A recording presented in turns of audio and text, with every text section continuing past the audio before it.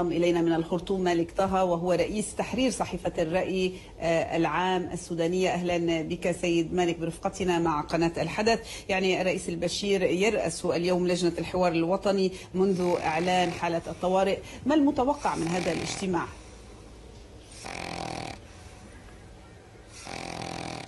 سيد مالك، سيد مالك هل تسمعني؟ يبدو